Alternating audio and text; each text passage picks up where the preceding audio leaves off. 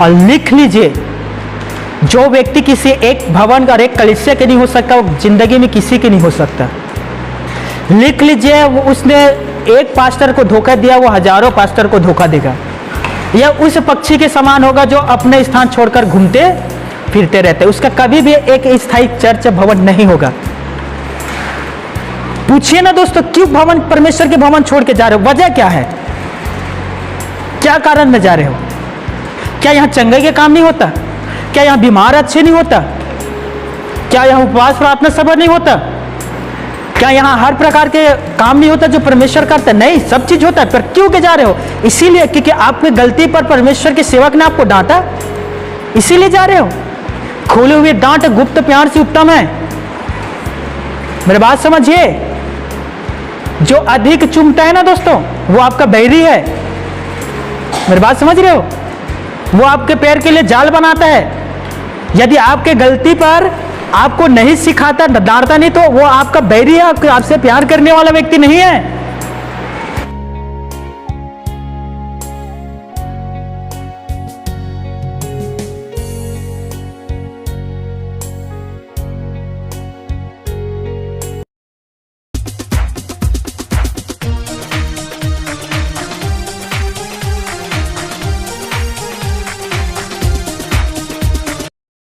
Once again, एक बार फिर से सभी को जय मसीह की। पिता परमेश्वर और हमारे उद्धारकर्ता यीशु के जिंदा जलाल कुदूस पाक नाम में मैं आप सभी का स्वागत करता हूं। यीशु मसीह ने पहाड़ी उपदेश में एक सुंदर सा वचन हम सभी को दिया है। क्या ही धन्य है वे जो दूसरों पर दया करता है, उन पर भी दया किया जाएगा। अर्थात जो रहम दिल है। कैसा दिल है? रहम, नम्र, कोमल, गरीब को देखकर उन पर तरस आना। यीशु के भी जो दिल था, ऐसी दिल था। जब उसने बीमारी से पीड़ित एक व्यक्ति को देखा जो कोढ़ से पीड़ित था, पवित्र शास्त्र में लिखा है कि यीशु को उन पर दया आया और यीशु ने इस कोढ़ी को शुद्ध कर दिया। ध्यान से सुनना। यीशु ने देखा कि 3 दिन से लोग मेरे पीछे हैं। यीशु को उन लोगों पर दया आया और 4000 लोगों को उसने खाना खिलाया। एक विधवा छाती पीट पीट कर रो रहा था। वो छाती पीट पीट कर बहुत ज्यादा रो रहा था क्योंकि उसका एक ही बेटा था और वो बेटा मर गया था। दोस्तों, यीशु को उस विधवा पर तरस आया, दया आया और उसने उस विधवा के बेटा को जिंदा कर दिया जो मरा हुआ था। क्या हमारा जो हृदय है वो कोमल है दोस्तों? कोमल का उल्टा पर्यायवाची शब्द क्या आता है? कठोर। कोमल है कि कठोर है दोस्तों? कुछ हमारे बहनें बच्चों को कहता है शांत हो जा, यदि कुछ सीखना है, पूछना है तो जाकर अपने बाप से पूछ, वो तुझे मेरे बारे में बताएगा, तू अभी पैदा हुआ है। कठोर क्यों? जैसे पिता दयावंत है, दयालु है, वैसे तुम भी दयावंत बनो। लूका 6 के 36 अध्याय में लिखा यह बात, 33 से 36 में।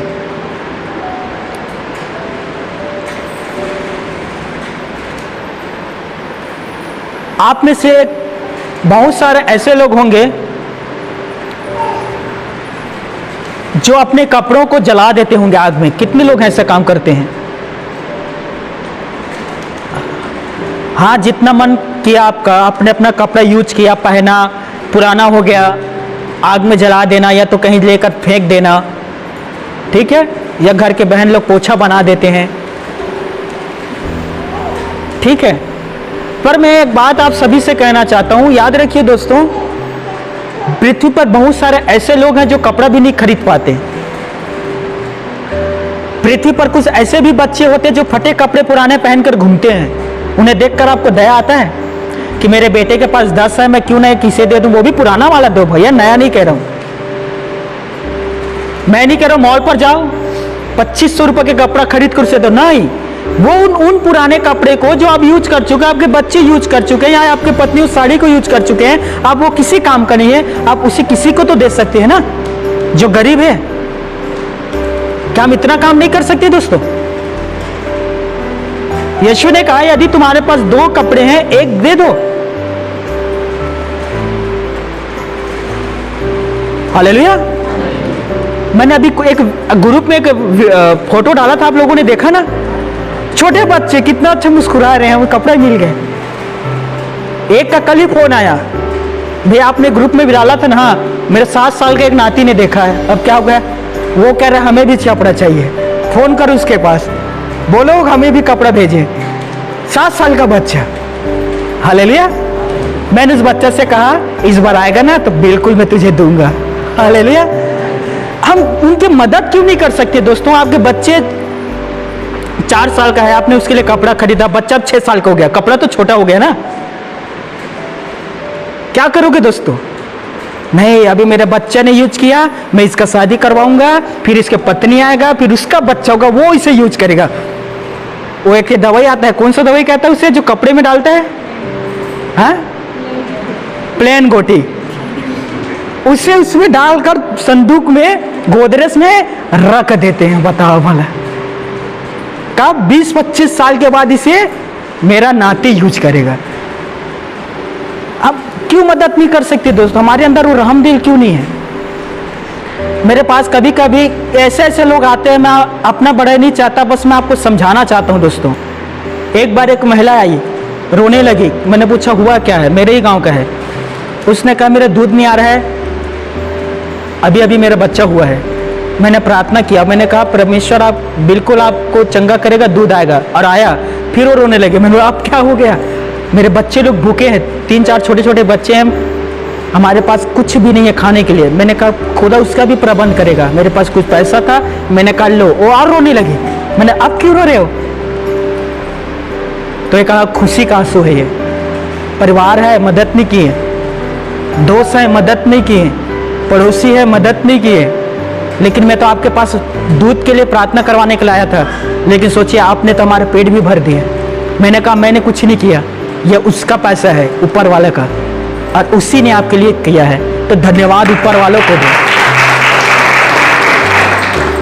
मेरे पास वो 500,000 रुपये नहीं था दोस्तों, वो खुदा का था, और मैंने कहा ये खुदा ने ही आपको दिया है, तो धन्यवाद के योग्य वो है, मैं नहीं हूं।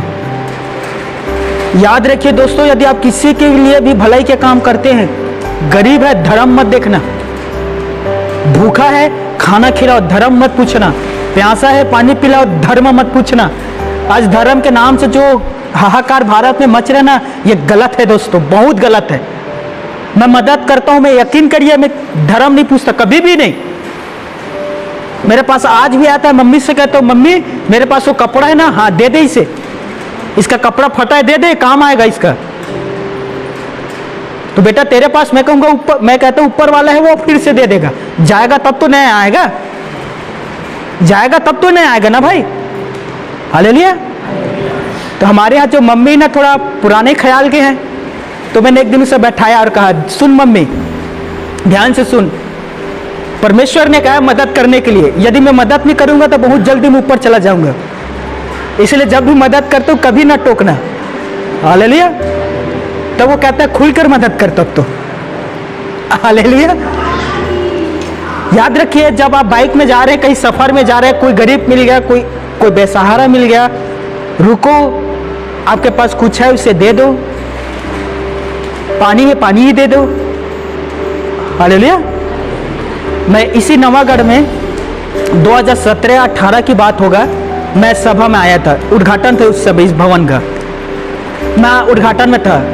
उस दिन शुक्रवार का दिन था, मैं उपवास था दोस्तों। तो पास्टर सर ने कहा खाना वाना खा ले, मैं बोला मैं उपवास हूँ, तो एक काम करता हूँ खाना पैक कर देता हूँ, घर पर जाकर खा लेना। और एक साल दिया था, नया वाला साल। मैंने कहा शुक्रिया। मैं यहाँ से गया, थोड़ा दूर गोढ़ी कला है ना, गोढ़ी कला आप देखे ना गांव, मैं उसी के नजदीक पहुंचा। मुझे वहां एक ना पागल व्यक्ति मिला, उसके तन में कोई कपड़ा नहीं था, पता नहीं कितने दिन से भूखा रहा होगा। परमेश्वर के आत्मा ने मुझसे कहा नया साल तुझे दिया ना, तू यूज ना कर, उसे दे। मैंने बोला प्रभु नया है, दे दे। हालेलुया। और साथ में खाना को भी दे। मैं बोला उपवास हो प्रभु, चिकन है चिकन, कोई बात नहीं, दे दे।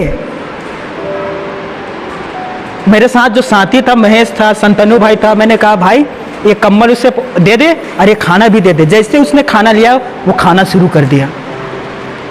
मैं अपने बड़ाई के लिए नहीं कह रहा हूं दोस्तों, ये रहम दिल आपके अंदर भी रहना चाहिए। आपके अंदर अब यीशु मसीह रहना चाहिए। जैसे यीशु के आत्मा था वैसी आपका भी आत्मा होना चाहिए। हालेलुया। तो ऐसे कुछ कपड़े आपके पास है जो बेफिजूल है और आपको समझ में नहीं आता किसे देना चाहिए। मुझे दे दो, मैं उन्हें सही जगह पहुंचा दूंगा। बहुत सारे ऐसे गरीब बच्चे हमारे ही गांव में है दोस्तों, मुश्किल से उनके यहाँ 2 वक्त की रोटी बनता, मुश्किल से कपड़ा कहां से खरीदेंगे। सरकार चावल तो दे दिया, कपड़ा भी दे देते तो क्या होता। इतने तो सारे कर्ज में भारत डूबा है, थोड़ा सा और डूब जाता क्या जाता बताओ। समझ में आ रहा है। पहले एक व्यक्ति था जो 200 रुपए के कपड़ा पहना करता था, आज वो 2 लाख रुपए के कपड़ा पहनते, दिन में 3 बार बदलता है दोस्तों। और वही एक गरीब का बच्चा बिना कपड़ा का घूम रहा है। क्या उसे दिखाई नहीं दे रहा है? दिखाई दे रहा है, लेकिन किसे अमीर बनाएगा? जो अमीर उसे और अमीर बना रहा है, और जो गरीब है उसे। तो विशेष करके अभी चुनाव आने वाला है, प्रार्थना करो। मैं तो शुरू कर दिया हूं, प्रभु इस बार राजगद्दी में ऐसे व्यक्ति को तू बैठा ना जो गरीब के हित के विषय में सोचे। यीशु के जैसे ऐसा प्रधानमंत्री को तू बनाना ताकि वो प्रजा के विषय में सोचे, ना कि अपने विषय में। प्रार्थना करिए दोस्तों। मैं प्रधानमंत्री के लिए, मुख्यमंत्री के लिए, विधायक के लिए, सरपंच के लिए, पंच के लिए, इन सब के लिए प्रार्थना करता हूं। हालेलुया।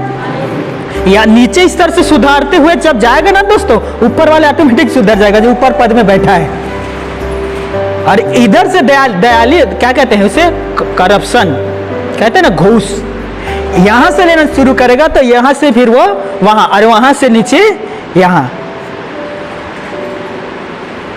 एक स्कूल में कार्यक्रम होने वाला था।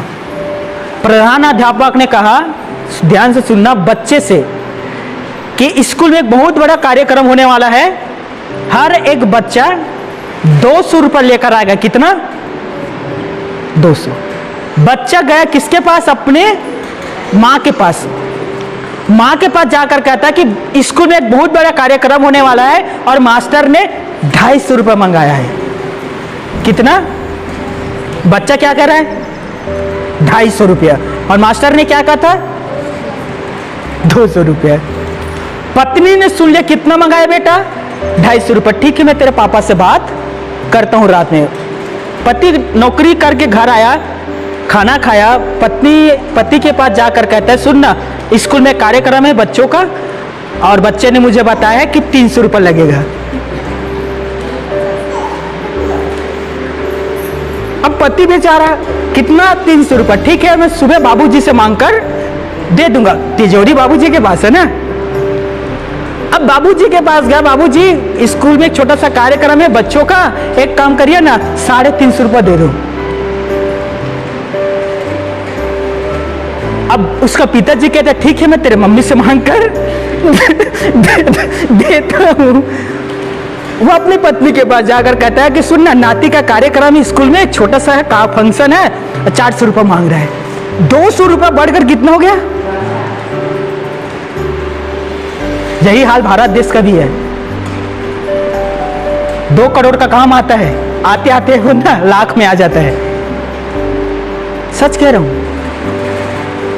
हम लोग बदलेंगे तब तो समाज बदलेगा, हम लोग बदलेंगे तब ना तो देश बदलेगा। घर के बच्चे से लेकर घर के मुखिया तक बिगड़ा हुआ है, देश कैसे बदलेगा? कितना दुख की बात है। एक पटवारी सरकारी कार्य काम करने वाला एक पटवारी अपने कुर्सी पर बैठता है, पीछे लिखता है, यहां घूस किसी को देना नहीं है, यहां घूस लिया नहीं जाता, बड़े बड़े अक्षर में। फिर भी लोग पटवारी के पास जाकर कहते, सुन ना, काम करा दे। ऊपर देख क्या लिखा है, यहां घूस लिया नहीं जाता, यहां घूस देना मना है। लोगों का आदत हो गया है देने का।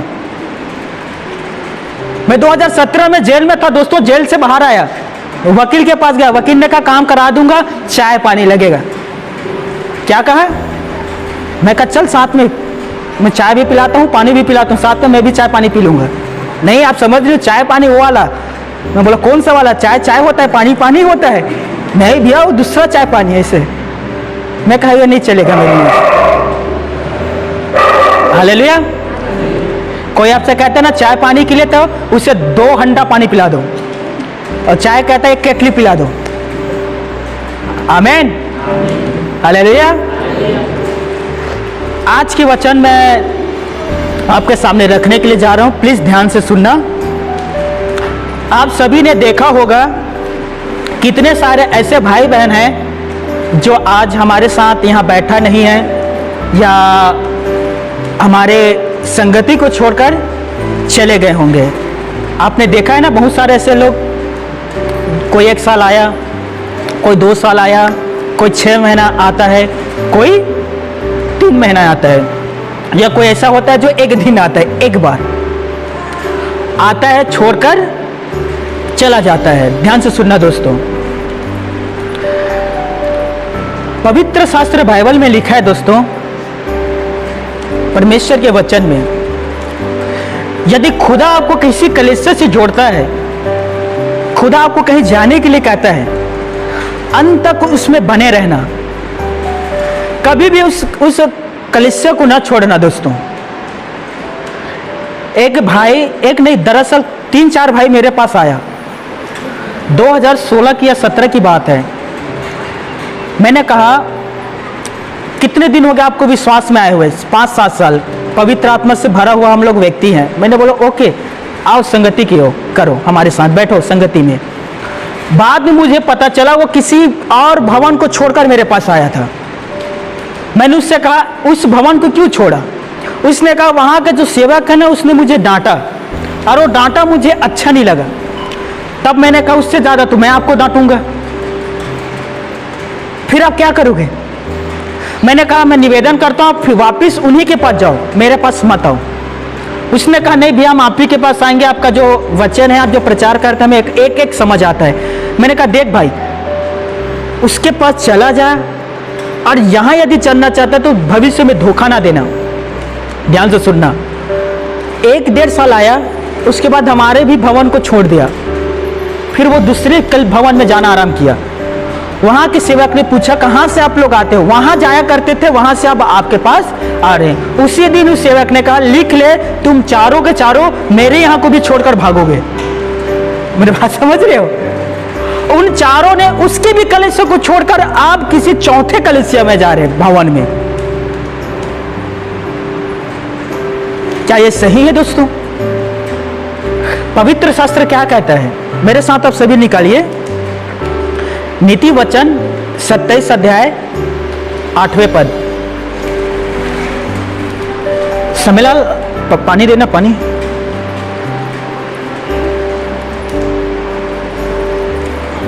शुक्रिया। नीति वचन 27 अध्याय 8वें पद।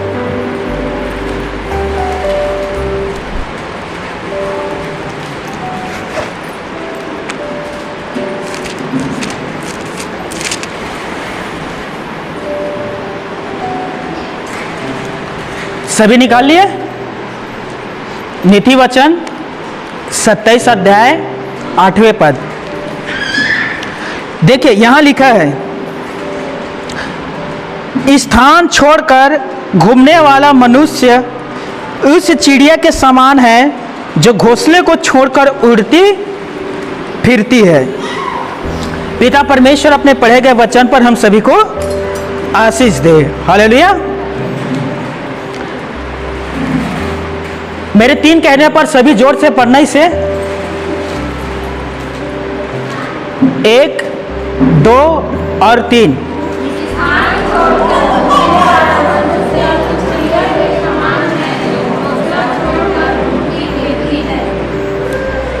आपने कभी ना कभी कुछ ऐसे पक्षी देखे होंगे जिनका घोंसला नहीं होता, बनाते ही नहीं।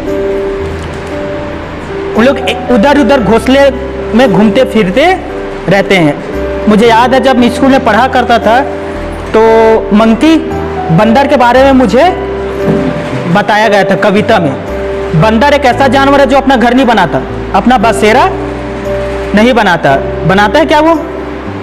उसका कोई चीज ठिकाना नहीं रहता।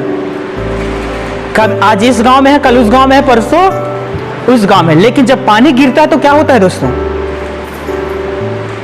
वो पानी में भीगता है। क्यों? क्योंकि उसका कोई बसेरा नहीं है। उसी समान उस व्यक्ति भी होता है जो एक स्थान को छोड़कर दूसरे स्थान में घूमते फिरते रहते हैं। ध्यान से सुनना मेरे भाई और बहनों, जो कोई भी आपसे प्यार करता है, जैसे कि आपके भाई, आपके बहन, आपके माता, आपके पिता, आपके पड़ोसी, या आपके पति, या आपके पत्नी, यदि यह आपसे प्यार करता है तो आपके गलती पर वो आपको डांटेगा, आपको समझाएगा, आपको सिखाएगा। क्यों? क्योंकि वो आपसे प्यार करता है। हालेलुया। कभी ऐसा आपके साथ हुआ है कि आपने गलती किया है, बहुत बड़ा गलती किए हैं, और आपके मम्मी पापा ने आपको डांटा ना हो? वो किस स्तर में होता है मैं आपको पता है? जब बच्चे पूर्ण रीति से बिगड़ जाते हैं, कंट्रोल से बाहर हो जाता है, तब मम्मी पापा डांटना बंद कर देते हैं। क्यों? क्योंकि उसे पता है कि यह चला गया हमारे हाथ से। क्या हुआ? निकल गया। लेकिन जितना संभव है आपके माँ बाप प्रयास करेगा कि आपको सिखाए, आपको समझाए, आपको डांटे, और समय आए तो आपको सोटे भी। मेरी बात समझ रहे हो? कितने लोगों ने माँ बाप से मार खाया है? बड़े भाई से, बड़े बहन से, हाथ तो उठा दो जो मार खाए हैं। हाँ? बाकी जो नहीं खाए हैं, प्रार्थना खत्म होने के बाद आना मेरे पास। हालेलुया। प्रदीप भाई एक अच्छा सा लाठी लाना। लगभग हर एक व्यक्ति शरारती करने पर मार पड़ा है। उदाहरण के तौर पर ध्यान से सुनना, मैं लगभग 4 या 5 साल का रहा होऊंगा। बिलासपुर में रहता था। एक दिन मेरे पिता तैयार होकर वो जा रहा था अपने ड्यूटी पर, मैं उसके पीछे पड़ गया। बाबूजी मुझे पैसा दो। वो कह रहा था चिल्लर नहीं है मेरे पास, मैं आऊंगा तो दे दूंगा। उसने रिक्शा बुक किया, रिक्शा में बैठा, जाने लगा। मैं उसके पीछे पीछे दौड़ रहा हूँ, मुझे पैसा दे। वो फिर रिक्शा वाले को रुकवाया, रोक, मेरा बेटा दौड़ते हुए आ रहा है। मैं 4-5 साल का था दोस्तों। बाबूजी ने कहा मैं आऊंगा तो दे दूंगा, मेरे पास अभी चिल्लर नहीं है। वो फिर रिक्शा में बैठा, फिर रिक्शा चालू हुआ, फिर चलने लगा, मैं फिर दौड़ने लगा।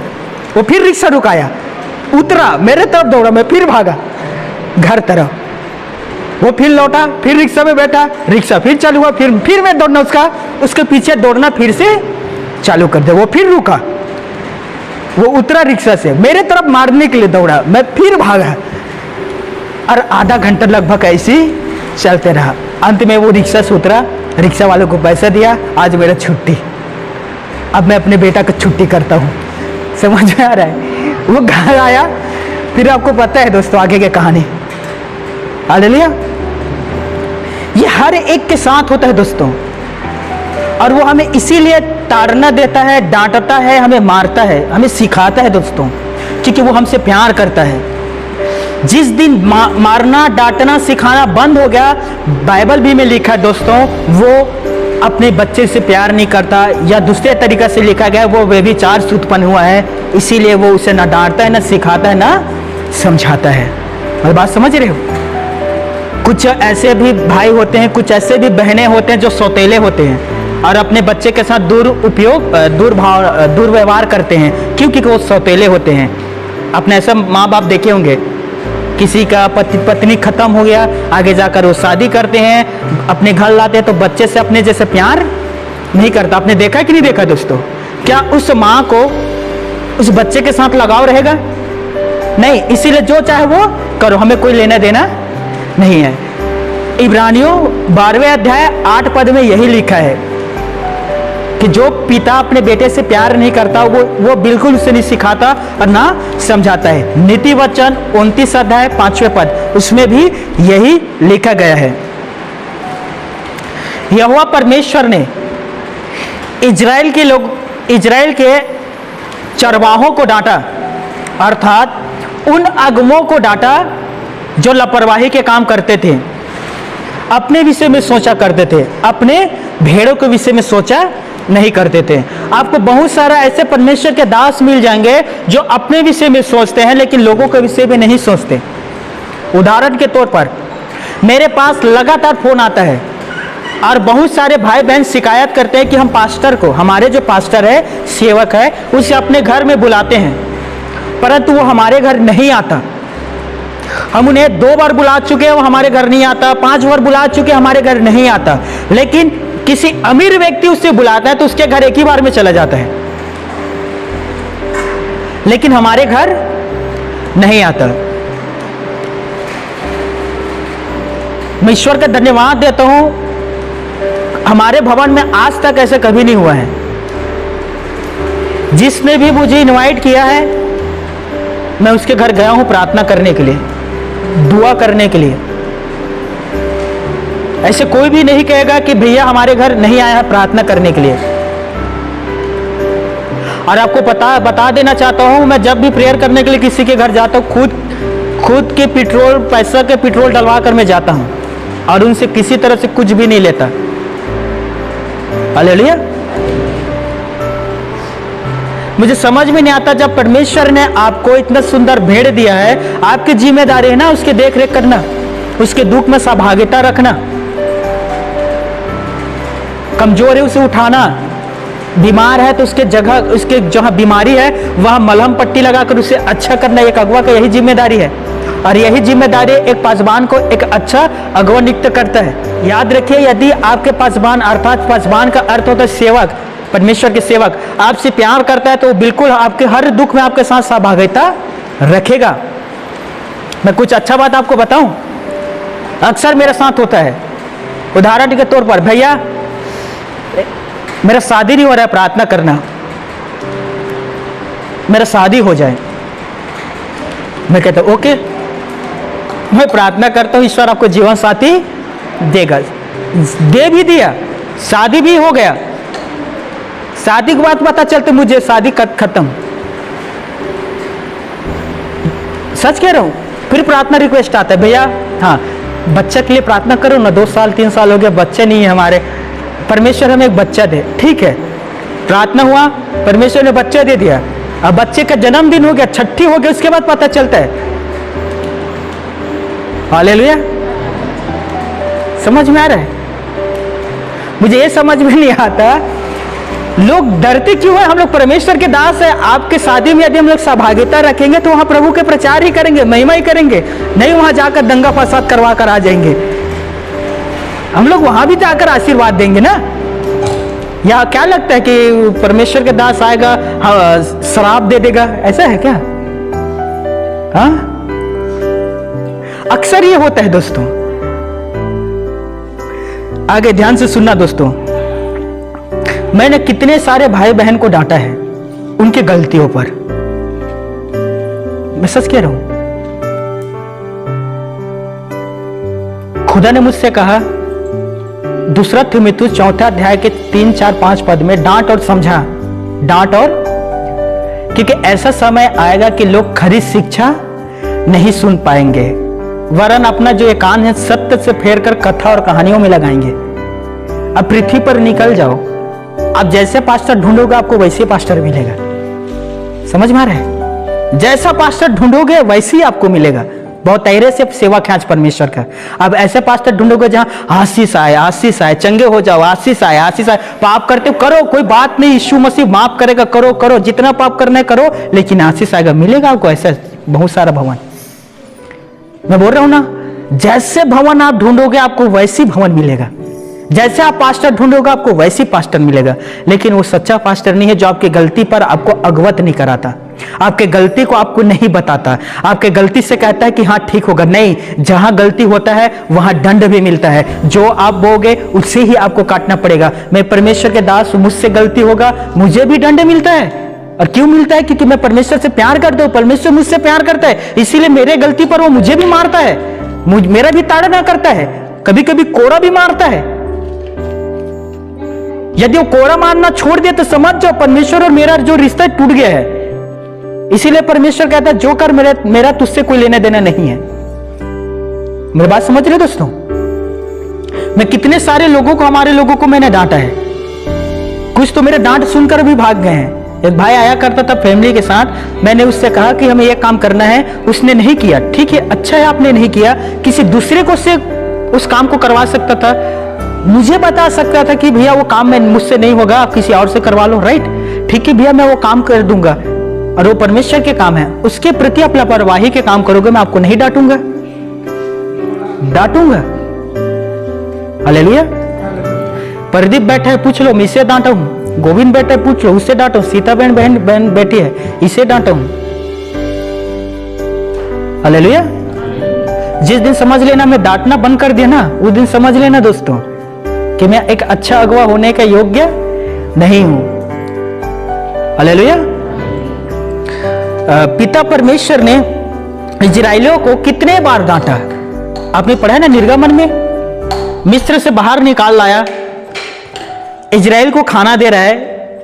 अब परमेश्वर उनका परीक्षा करता है। ध्यान से सुनना दोस्तों, जंगल में इजराइल के लोग मिस्र से बाहर आ गए हैं, लाल समुद्र पार हो गया है, जंगल में 1 दिन हो गया, उन्हें पानी नहीं मिला। दूसरा दिन आया, दूसरा दिन भी पानी नहीं मिला। तीसरा दिन आया, तीसरा दिन शाम को उन्हें पानी मिलता है। उन लोग जंगल में भटक रहे थे दोस्तों। तीसरे दिन उन्हें जंगल में पानी मिला, उन लोग खुश होंगे कि नहीं?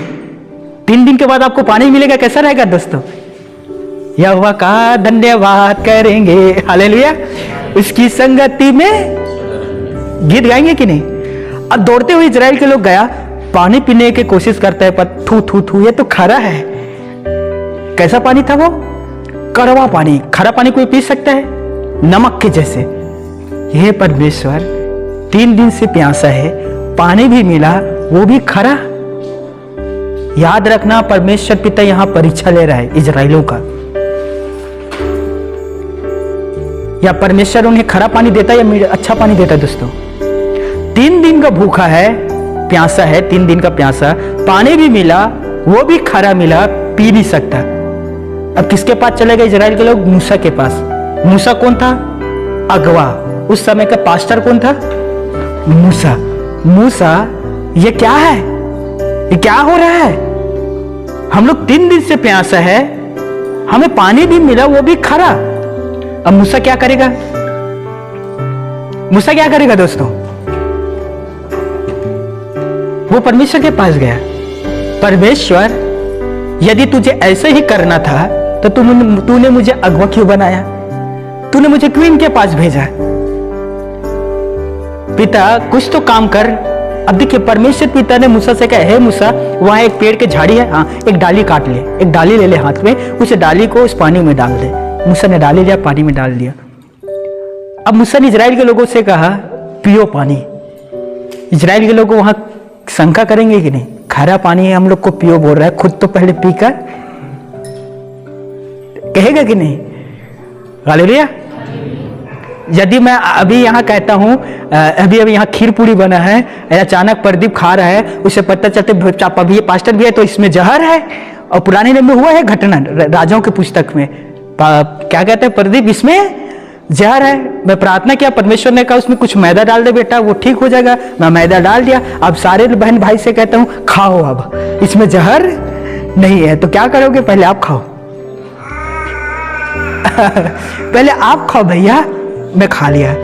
अब तो खा नहीं, आधा घंटा होने दो देखते हैं असर होता है या नहीं। आधा घंटा हो गया, नहीं, कुछ जहर थोड़ा टाइम में काम करता है। 1 घंटा होने दो, 1 घंटा हो गया, अब तो खा लो। हालेलुया। अब मूसा ने पेड़ की डाली लिया, पानी में डाला। परमेश्वर ने कहा, एक खारा पानी मीठा में बदल गया है। इजराइल के लोगों को कहे पीने के लिए। इजराइल के लोगों ने भी ये कहा होगा ना, पहले तू पी के बता, खरा है या मीठा। मूसा ने पिया, हाँ मीठा होगा, पी लो। सारे लोग पीने लगे। अब फिर गीत गाने, प्रभु का धन्यवाद करूंगा, उसकी संगति में सदा रहूंगा। यहोवा जैसा कोई भी नहीं है। बहन लोग डफली बजा बजा कर गीत गा रहे हैं, नाच रहे हैं, कूद रहे हैं। हमने परमेश्वर से पानी मांगा और उसने हमें मीठा पानी पिलाया। यहोवा तेरा नाम धन्य है, तू अति अति अति पवित्र है। गीत गाने लगा। परमेश्वर कहता है, रुक जा, अभी और परीक्षा करने वाला हूं। परमेश्वर ने इजराइल के लोगों को बार बार डांटा, गिनती की पुस्तक पढ़कर देखना, उसने कहा इन लोगों ने 10 बार मेरे आत्मा के साथ बलवा किया है और हर बार मैंने इस लोगों को डांटा है, लेकिन जब जब इजराइल के लोगों ने यहोवा को पुकारा तब तक परमेश्वर ने इजराइल की पुकार को सुनकर उन पर उपकार किया दोस्तों, ना कि उन्हें दंड दिया। हालेलुया। अब आगे हम लोग फिर गए, फिर जंगल आया। एक सुर नामक जंगल था, एक और जंगल था सुन विन करके से कुछ एक जंगल था, एग्जैक्टली मुझे नाम याद नहीं आ रहा दोस्तों। फिर वही हालात ना, जंगल में है, फिर पानी नहीं है। पहला दिन बीत गया, इजराइल के लोगों ने विश्वास किया नहीं परमेश्वर है भाई, वो देता है। याद है ना मीठा पानी पिलाया था, वो बिल्कुल फिर हमें मीठा पानी देगा, कुछ ना कुछ तो उपाय कर रहा होगा, वो है। हालेलुया। दूसरा दिन हुआ, अब थोड़ा विश्वास डगमगाने लगा। बात समझ रहे हो? फिर भी कुछ लोगों ने कहा होगा, हमारी बहनों ने विशेष करके कहा होगा अपने पतियों से, सब्र रख। छत्तीसगढ़ी में कहूं, छत्तीसगढ़ी भाषा में सब्र रख, क्या कहते हैं उसे, लकर धकर कर रहा है, रख, विश्वास कर, परमेश्वर है। तीसरा दिन हो गया, तीसरा दिन हो गया दोस्तों, पहले ही जैसा घटना है, फिर तीसरा दिन हो गया। इजराइल के लोग भूखा प्यासा, बच्चे भूखे, बहनें भूखे, भाई भूखे। मूसा के पास जाकर कहता है तू मुझसे समय क्यों निकाल रहा है, इसीलिए कि जंगल में भूखे प्यासे मर जाए हम लोग। तीसरा दिन हो गया था दोस्तों, अब इजराइल के लोगों के पास पानी नहीं था पीने के लिए। मूसा बेचारा, पता है एक अगवा के ऊपर कितना बड़ा लोड आता है दोस्तों, जिम्मेदारी। एक अगवा होना आसान नहीं होता। मैं कोशिश कर रहा हूं कि हमारी बहनें कुछ, हमारे कुछ भाई पास्टर बने, सेवक बने, ताकि उन्हें भी समझ में आए कि पास्टर होना होता क्या है। अब यकीन नहीं करोगे, खाना खाते खाते फोन में हाँ ऐसा इमरजेंसी है, इमरजेंसी, खाना छोड़कर, खाना खा रहा हूं, खाना को छोड़कर उनके लिए प्रार्थना करना पड़ता है। आमीन। मैं बोला हो गया प्रार्थना। सुनो ना और समस्या, अब किसे, मेरे पिताजी को, हेलो हेलो हाँ हेलो हाँ आमीन, अब खाना खा लू, नहीं आग आग और समस्या है। ऐसे तैसे खाना जो है ना दोस्तों, आधा घंटा आधा खाना मारा है वहां, समझ मारा है। ऐसे ऐसे समय आया दोस्तों कि मुझे पानी पीने का समय नहीं मिला है। एक अगुवे के आप दर्द नहीं समझ पाओगे। मैं प्रार्थना करता हूं कि परमेश्वर आप सभी को पास्टर बनाए। मैं सच कहता हूं सभी के सभी सेवक बन जाओ, तब समझ में आएगा कि भैया के साथ क्या होता था। हालेलुया। अब मूसा के ऊपर लोग चढ़ाई करने लगे, यहां तक कि इजराइल के लोग मूसा को ना पत्थर मारने वाला था दोस्तों। सोचिए, वो परमेश्वर के दास है मूसा, इजराइल के लोग भूखे हैं, अब किसे पत्थर मार रहे हैं? मूसा को। मूसा डर गया, परमेश्वर के पास जाकर कहता है परमेश्वर मैं लोगों के साथ क्या करूं, ये लोग मुझ पर पत्थराव करने वाले हैं, पत्थर मारने वाले हैं। अरे हर एक सेवक के साथ होता है, पता है लोग हमें गाली देते हैं दोस्तों। अविश्वासी की बात नहीं कर रहा हूं, विश्वासी का। पौलुस पर झूठे प्रेरित होने के दोष लगाया करते थे, दूसरे कुरिन्थियों में लिखा है। लोग भी हमें कहते हैं ये अच्छा उपदेशक नहीं है, इसमें परमेश्वर नहीं है, ये परमेश्वर के वचन नहीं जानता, हम पर दोष लगाते। कोई तो गंदे गंदे गाली देते, एक नहीं कितने। कोई बीमार होता है, समझ में आ रहा है, जैसे मैंने उन लोग उनके स्टाम्प में लिख के दूं कि तुम लोग कभी बीमार नहीं होंगे। मेरे पास फोन आते, हम यीशु को मानते, हाँ, वचन पढ़ते, हाँ, प्रार्थना करते, हाँ, फिर काहे बीमार हुए? भैया परमेश्वर से पूछो, मैं एक सेवक हूं। हालेलुया। पता है कितने बार हम लोग को गाली देते हैं दोस्तों लोग, और हम लोग क्या कहते हैं? कोई बात नहीं भैया, ईश्वर तुम्हें आशीष दे, कोई बात नहीं भैया तुम अच्छे हो जाओगे, कोई बात नहीं भैया धीरज धरो, परमेश्वर काम करेगा। हम गाली सुनकर गाली नहीं दे सकते दोस्तों। वो हमें बुरा कहता है, हम उन्हें आशीष देते हैं पलट कर। मूसा के ऊपर पथराव करने वाले थे लोग। सोचिए कितना चमत्कार मूसा के द्वारा हुआ था। लाल समुद्र 2 भाग, मिस्र में 10 विपत्तियां, कितने सारे युद्ध परमेश्वर ने उन लोगों को जिताया। अमालेकों के बीच युद्ध हो रहा था, परमेश्वर ने जिताया। पलिश्तियों से युद्ध हो रहा था, परमेश्वर ने जितलाया। कितने सारे युद्ध जिताया। मूसा उसका मेन अगुवा था दोस्तों। अब सोचिए इजराइल के लोग मूसा को मारने के लिए तैयार हो गए थे, तो आज के विश्वासी के क्या हाल होगा सोचिए। आज के तो विश्वासी पास्टर को चीता भी लटा देंगे। अभी अच्छा करनी तो फूकता हूं मैं, किसे? चीता को।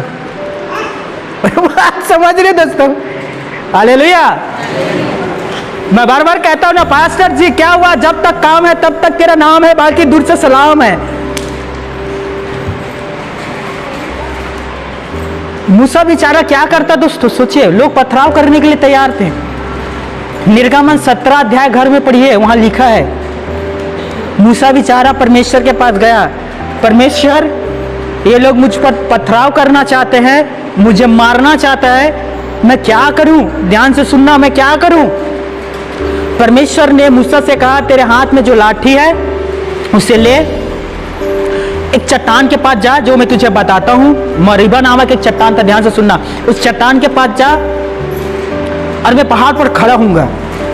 मूसा चट्टान में नीचे है, परमेश्वर पहाड़ में खड़ा हुआ रहा है। ध्यान से सुनना, परमेश्वर ने मूसा से कहा, मूसा तू चट्टान पर पानी मारना और मैं चट्टान से स्रोता निकालूंगा। क्या निकालूंगा? पानी।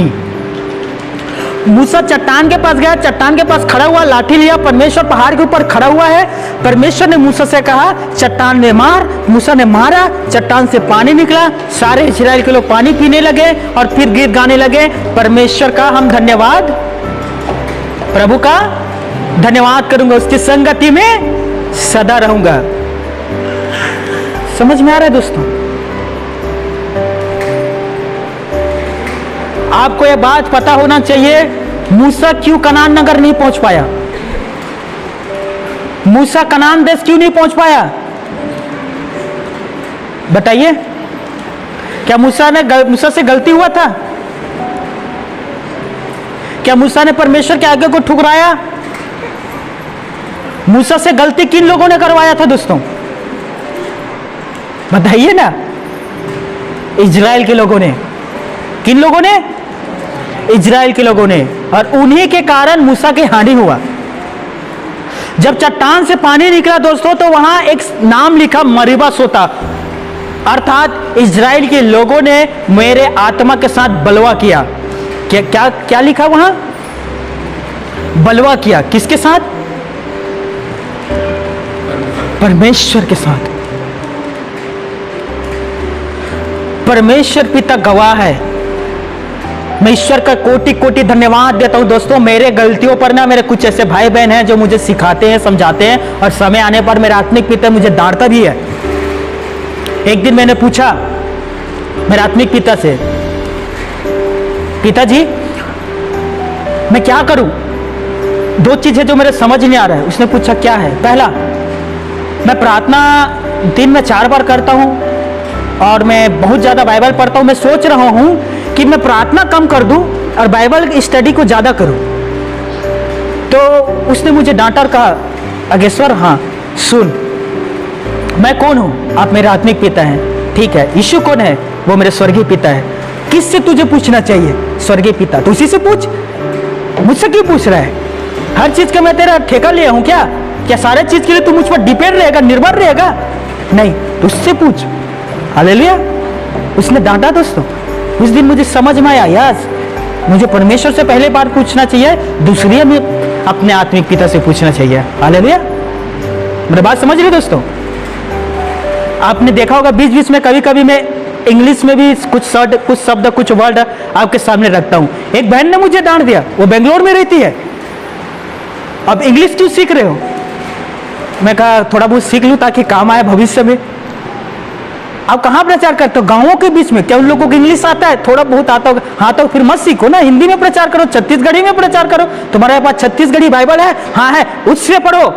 इंग्लिश में क्यों समय बर्बाद कर रहे हो? समझ में आ रहा है? एक भाई कुछ दिन पहले डांटा, उद्घाटन था ना हमारे कलीसिया में, तो जब हम लोग गीत गा रहे थे, आवाज जो है ना फिर अंदर जा रहा था, फिर निकल रहा था बॉक्स से। तो उस भाई ने डांटा, तुम्हें आराधना करने नहीं आता? ऐसे कोई साउंड सिस्टम रखता है? कुछ समझ में नहीं आ रहा था कि क्या गा रहे हो। हालेलुया। और उनके डांटने से, उनके सिखाने से, उनके समझाने से मैं सीखता हूं। मैं कभी गर्व नहीं कहता, ईगो नहीं रखता दोस्तों कि मैं ईश्वर के सेवक हूं, 7-8 साल हो गया सेवा करते हुए, तू अभी अभी आया। नहीं, छोटे बच्चे भी आकर मुझे सिखाते हैं तो मैं सीखता हूं। हालेलुया। अभी अभी की सेवक मेरे पास आकर बोलता है ना, भैया आपको पता है ऐसा होना चाहिए, मैं ध्यान से सुनता हूं, हो सकता है उसके द्वारा कुछ अच्छा शिक्षा मुझे मिल जाए। और हमारे भाई अपने बच्चों को कहता है, बाप कौन? आप। कौन सिखाएगा? आप। तो सीखो, सिखाओ मत। क्यों? बच्चे सिखा नहीं सकते क्या आपको? बताइए ना। Hallelujah, hallelujah.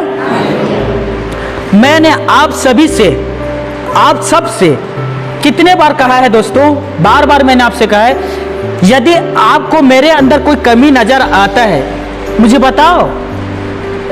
यदि सच में बाइबल के अनुसार, वचन के अनुसार मेरे में कुछ कमी है, मैं उसे दूर करूंगा और ये खुशी की बात है। जैसे मैं आपके कमियों पर आपको बताता हूं, ऐसा कुछ काम करते हो तो उसमें मैं डांटता भी हूं। हालेलुया। यदि आपको लगता है कि मेरे अंदर किसी चीज की कमी है, बताओ ना, मैं क्यों नहीं सीखूंगा, मैं क्यों नहीं समझूंगा। मैं एक सेवक हूं, मैं यीशु मसीह तो नहीं हूं ना। हालेलुया।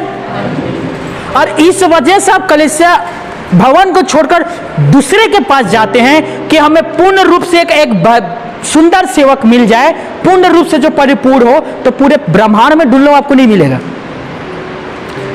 क्योंकि पूर्ण रूप से सिद्ध केवल एक है, प्रभु यीशु मसीह। और हर एक सेवक जो परमेश्वर की सेवा करता है, कहीं ना कहीं कुछ ना कुछ चीज की उसके अंदर घटी रहता है।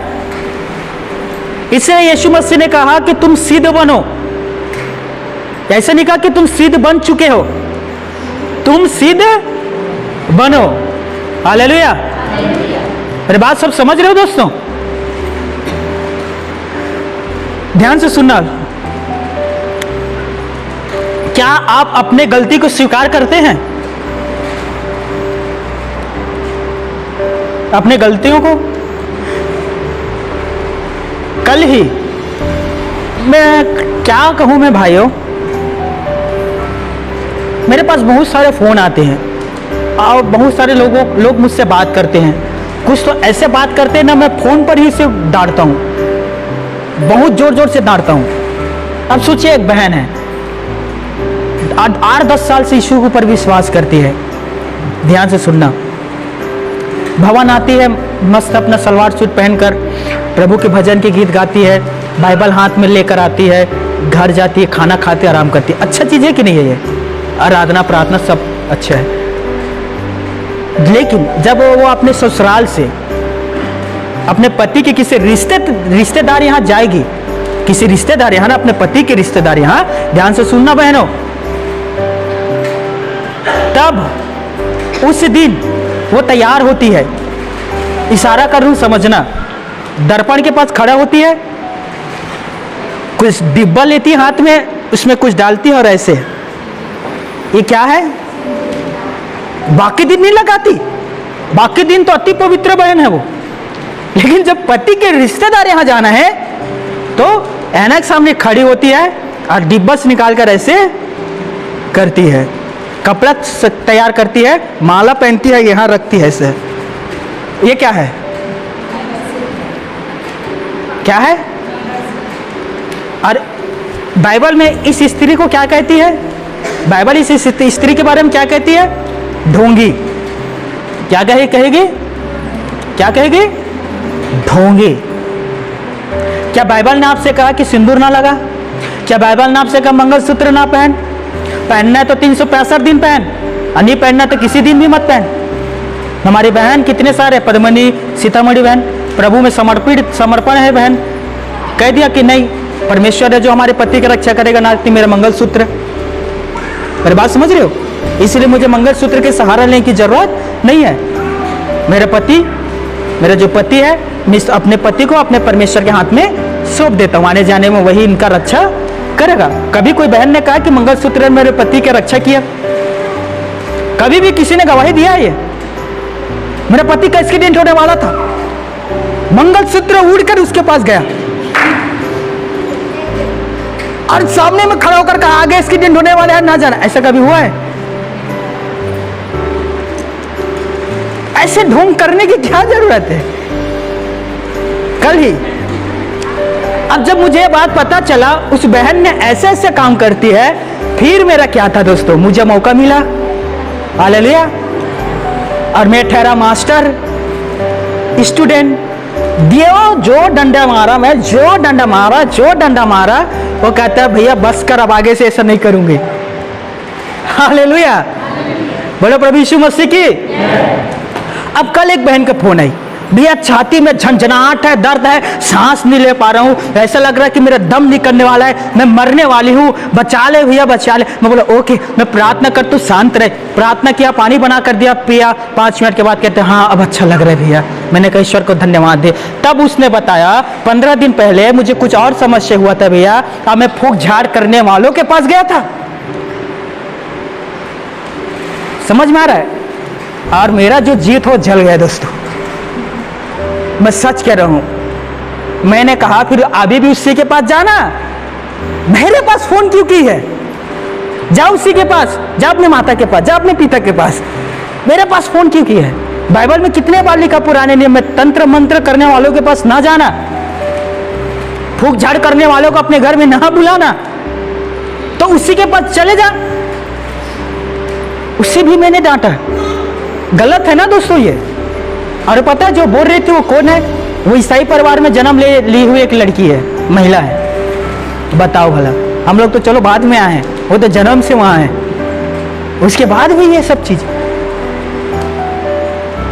दूसरा राजाओं 4 अध्याय घर में पढ़ना, वहां लिखा है एक राजा था अहब, उसका एक बेटा उत्पन्न हुआ, राजा अहब मरा, बेटा उसके जगह में नियुक्त हुआ। ध्यान से सुनना, 3 दिन हो गया तो उन लोगों को भी पानी नहीं मिला था दोस्तों। तब एक कहता क्या कोई भविष्यवक्ता है? तब एक ने कहा एलिसा नामक एक परमेश्वर के भविष्यवक्ता है, चलो हम उसके पास जाते हैं पूछने के लिए कि परमेश्वर हमें पानी देगा कि हम प्यासे ही मर जाएंगे। जब एलिसा ने देखा राजा अहब के बेटा मेरे पास आ रहा है, ध्यान से सुनिए, मेरे तरफ देखिए, मेरे पास आ रहा है, एलिसा ने देखा, तब एलिसा ने कहा उस भाई से वापस चले जा, जा अपने पिता के भविष्यद्वक्ताओं के पास जहां तेरा पिता जाया करता था, जा अपने माता के दासी के पास जहां तेरी माता जाया करता था, मेरे पास ना आया। उसने कहा माफ कर, हम लोग प्यासे हैं, मरने वाले हैं, बता परमेश्वर में पानी देगा कि नहीं देगा। तो वहीं एक और व्यक्ति था जिसका नाम था यहोशापात, वो परमेश्वर के बहुत अच्छा लोग था, बहुत सुंदर परमेश्वर के व्यक्ति था। उसके वजह से उसने उस पर करुणा किया दोस्तों। मैं उस कहानी पर नहीं जाता। तो बाइबल क्या कहता है कि हमें ऐसे लोगों के पास नहीं जाना है जो तंत्र मंत्र गलत काम करते हैं। बी केयरफुल, सावधान रहना। चलिए, क्या आप अपने गलती को स्वीकार करते हैं? जब कोई आपको आपके गलती के विषय में बताता क्या आप उसे मानते हैं? हाँ, या आप उसी के ऊपर उल्टा चढ़ाई कर देते हैं? माँ तुम्हें पता नहीं, हम लोग, आप ओल्ड फैशन हो, पुराना फैशन वाले हो, हम नया फैशन वाले हैं, अभी के जनरेशन है, हम तो ऐसे ही कपड़ा पहनेंगे, हमारा मन, हम जैसे चाहे वैसे कपड़ा पहनेंगे। राइट? आज के माँ बाप बच्चे को डांटते हैं ना, ऐसे कपड़ा मत पहनो। पता नहीं मुझे इन पैसों, मेरा भतीजा उस दिन कह रहा था चाचा मुझे एक जीन्स लेना है। मैं बोला ठीक है ले ले। अब बिलासपुर से हम लोग आ रहे थे घर, वो जीन्स लिया और एक जीन्स लेकर आया। मैंने कहा देखा कैसा जीन्स है? मैंने देखा यहाँ फटा, यहाँ फटा, यहाँ फटा। मैं बोला इस फटे वाले के पैसे देने पड़ेगा, ये डिजाइन है। फैशन, आप फैशन के बारे में नहीं जानते हो। पहले बेटा ऐसे लोग, गरीब लोग पहनते थे। आपने देखा होगा ना, हमारे भी समय पर होता था, जब हम लोग बचपन में रहते थे, कहीं फट जाया करता था तो वहां पुराना कपड़े के कुछ लगा देकर उसे सिल कर रख दिया करते थे। ज्यादातर भाइयों के पीछे तरफ तो बिल्कुल फटा रहता था। याद आ रहा है कुछ दोस्तों? राइट? मैंने अपने भतीजा से कहा ये फटा हुआ तू कपड़ा लेकर आया, और कहता है इसका पैसा दो, वो भी 500-700 रुपया। ये तो 10 रुपये भी में महंगा है। फैशन है आज का ये, समझ में आ रहा है? मैंने कहा इससे अच्छा बेटा तू पूरा वाले ले ले, हमारे यहाँ बहुत सारे चूहा है एक जगह रख देना, वो खुद को कर लेगा। जैसे जिसे डिजाइन बनाना है वो खुद ऑटोमेटिक कर लेगा। पता है आजकल के हमारे ना क्या गहन बच्चों को नया कपड़ा लाकर उसे कैंचियों में काट कर डिजाइन बनाकर फैशन के नाम पर पहनते हैं। पता नहीं आगे जाकर फैशन के नाम पर शरीर में कुछ कपड़ा रहेंगे भी या नहीं रहेंगे, या आदम हवा का घूमते रहेंगे। अब हम प्रभु में हैं, सभी के नाम मसीह में हैं, हम ऐसे कपड़ा पहने दोस्तों जो शोभा देता है। थिमिथुस की पुस्तक भी में यह बात लिखा है, उन कपड़ों को पहने जिसमें यीशु मसीह हमारे साथ चले। मेरी बात समझ रहे हो? और मेरी बहनों, शरीर का कभी भी अंग प्रदर्शन मत करना। शरीर ढकने के लिए दिया है, प्रदर्शन करने के लिए नहीं दिया है। आदम हवा दोनों नंगे थे, परमेश्वर ने देखा ये दोनों कपड़ा नहीं पहना है, उसी समय परमेश्वर ने एक जानवर को मारा और उसके चमड़े को उन्हें पहना दिया, उनके शरीर को ढका। मेरी बात समझ रहे हो? आज हमारी बहनें टेलरों के पास जाकर ऐसे ऐसे डिजाइन से इधर से कटवा रहा है, कोई उधर से कटवा रहा है, किसी के पीछे खुला है। मैं नहीं, नाम नहीं लेना चाहता, सबको पता है। अब नॉर्मल कपड़ा पहनने से क्या आप इंसान नहीं कहलाओगे? क्या नॉर्मल कपड़े पहनने से क्या आप इंसान के बच्चे नहीं कहलाओगे? तो भी तो आप इंसान के बच्चे कहलाओगे ना। हालेलुया। मिनी स्कर्ट तो भूल कर मत पहनना मेरे बहनों, कभी भी ना पहनना। ये सब मिनी स्कर्ट बनाने वाले, सब डिजाइन बनाने वाले ना शैतान के अधीन रहकर एक सब काम करते हैं। मेरी बात समझ रहे हो? डिजाइन बनाना ताकि भाई लोग व्यभिचार में गिरे। मेरी बात समझ रहे हो? ऐसे ऐसे डिजाइन शैतान के द्वारा लाते हैं मार्केट में कि बहनें उन्हें पहने, भाई उन्हें देखे और वो लोग व्यभिचार में गिरे। मेरी बात समझ रहे हो? दाऊद ने एक स्त्री को नहाते हुए देखा, व्यभिचार में गिर गया। शिमशोन ने एक स्त्री को देखा, बहुत खूबसूरत है, व्यभिचार में गिर गया। मैं नहीं कह रहा हूं कि खूबसूरती की वजह से, मेरी बात समझ रहे हो? पहनावे की वजह से भी लोग व्यभिचार में गिरते हैं। मैं शहर गया था, एक शहर प्रचार करने के लिए, वहां सब कुर्सी में बैठे हुए थे, बहन एक तरफ, भाई एक तरफ। मैं उनके कपड़ा देखकर मुझे दुख लग रहा था। मिनी स्कर्ट, छोटे छोटे कपड़ा पहनकर भवन आते हैं। सोचिए वहां जो नए लोग आएंगे, पुराने लोग तो चलो युद्ध लड़ने वाले व्यक्ति है, प्रार्थना में बैठने वाले व्यक्ति हैं, उन्हें परमेश्वर के वचन का प्रकाशन है, वे लोग नजर फैल लेंगे। लेकिन जो लोग नए लोग, हम लोग तो गिरेंगे ही ना व्यभिचार में। गिरेंगे कि नहीं गिरेंगे? तो उन्हें गिराने वाला कौन है दोस्तों? कहीं ना कहीं बहन भी तो उसमें है ना शामिल। हालेलुया। तो अच्छा कपड़ा पहने, कभी भी कोई खराब कपड़ा मत पहना करे दोस्तों। कपड़ा नहीं है तो प्लीज हमारे पास आओ, हम प्रार्थना करेंगे, जितना सहयोग हो हम कपड़ा भी मदद करेंगे। हालेलुया। और भाइयों, हेलो, सुन रहे हो? जब भी बहनों के लिए कपड़ा खरीदने जाओ तो अच्छा कपड़ा खरीदा करो, या एक बार आप भी ट्राई करके देख लिया करें। समझ में आ रहा है? आजकल तो मॉल में ट्राई करके देख के खरीदते हैं ना, तो आपने आप में ट्राई करके देखा करो, हाँ ठीक हो रहा है या नहीं। हालेलुया। मैं उस समय पिक्चर देखा था, छत्तीसगढ़ी पिक्चर, नाम क्या था याद नहीं आ रहा है, लेकिन उसमें गीत था, आपने सुना भी होगा, छत्तीसगढ़ी गीत था वो, पहनो ना बांह कटे चोली, ये छत्तीसगढ़ है, चल जी ढा ढाए गोली। आपने सुना था ना? और भैया बोल रहे छैया भैया करके, मुझे याद नहीं। तो अच्छा कपड़ा पहने दोस्तों। अब हम मसीह में हैं। एक सेवक ने कहा, आजकल हमारी बहनें बेली बटन दिखाते हुए घूमते हैं, नाभि। मेरी बात समझ रहे हो? नाभि दिखाते, नाभि अपना। हो सकता है उन लोग कहते होंगे मेरे से अच्छा किसी का नाभि नहीं होगा। उस सेवक ने कहा, आज हम ऐसे समय पर आ गए हैं, आज के जनरेशन ऐसे समय पर आ गए हैं कि लड़कियां के जो ड्रेस है वो छोटे होते जा रहे हैं, समझ में, ऊपर तरफ जाते जा रहे हैं, और लड़कों का जींस नीचे तरफ खिसकते जा रहे हैं। कुछ दिन के बाद लड़के लोग वहां रहेंगे और इनका कपड़ा यहां रहेंगे। और बात समझ रहे हो? क्या आप जो कपड़ा पहनते हैं उसमें आप कंफर्टेबल रहते हैं? सुविधा आज आपको कंफर्टेबल लगता है? क्या कंफर्टेबल लगता है? मैं क्या कह रहा हूं, आपके कपड़े की वजह से बहुत सारे लोग व्यभिचार में गिर सकते हैं, इसीलिए अच्छा कपड़ा पहने।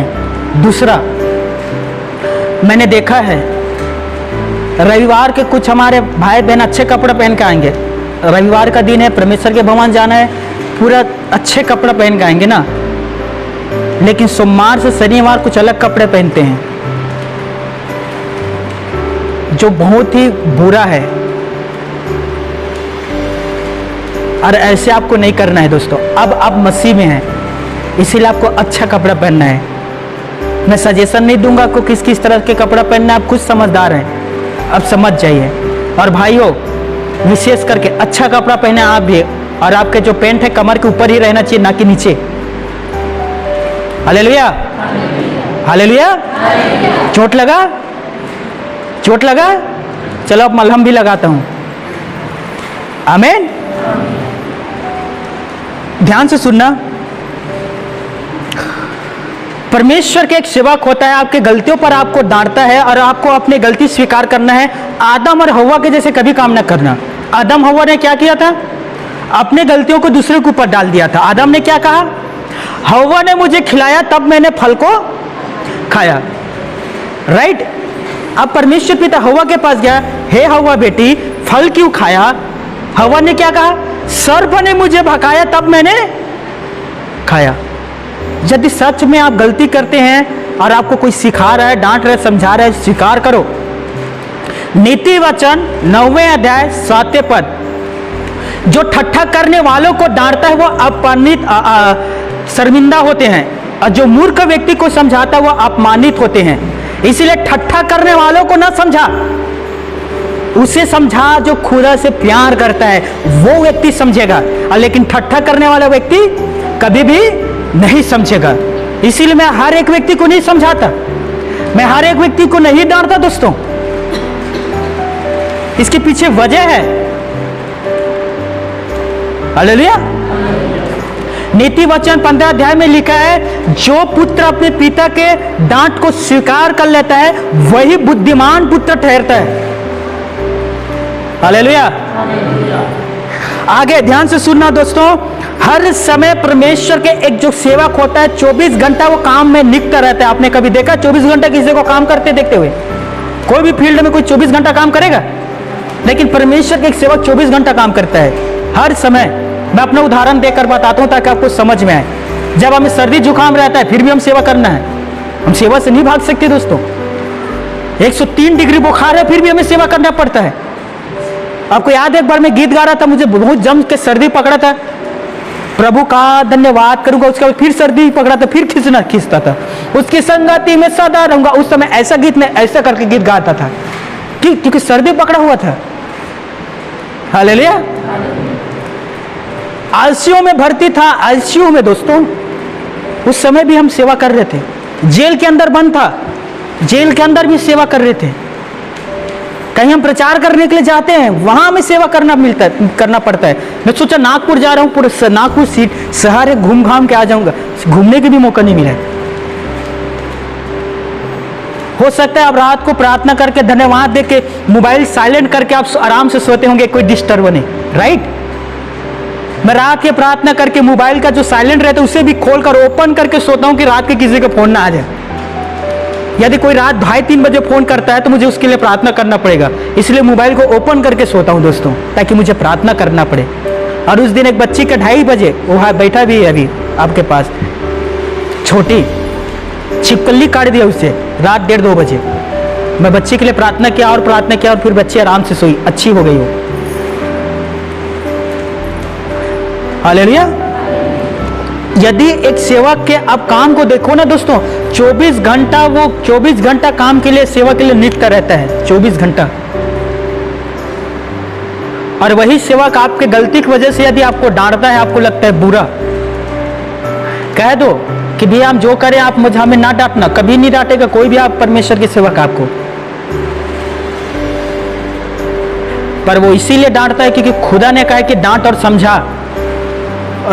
2 कुरिन्थियों 3 अध्याय 17 पद, प्रभु तो आत्मा है और जहां कहीं प्रभु के आत्मा है वहां स्वतंत्रता है, आजादी है।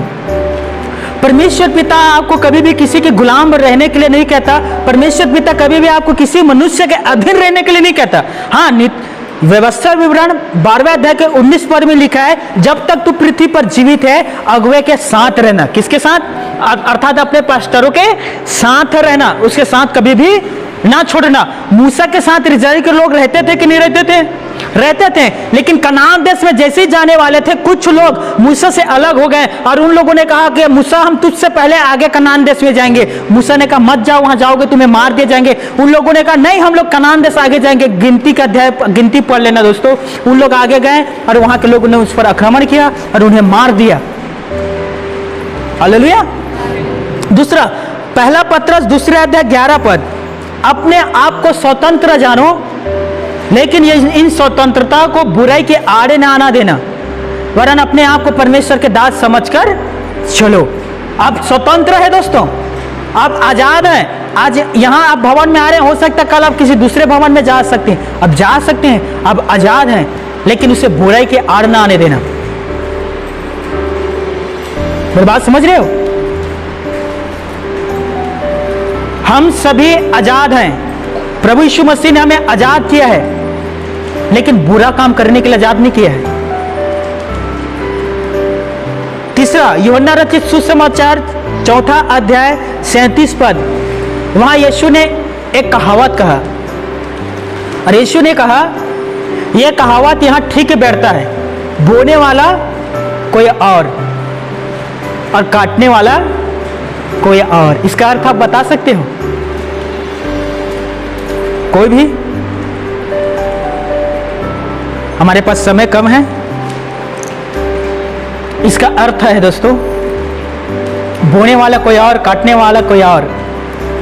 जब एक नया विश्वासी किसी के भवन में आता है, एक पास्टर उसके लिए प्रार्थना करता है। ध्यान से सुनना।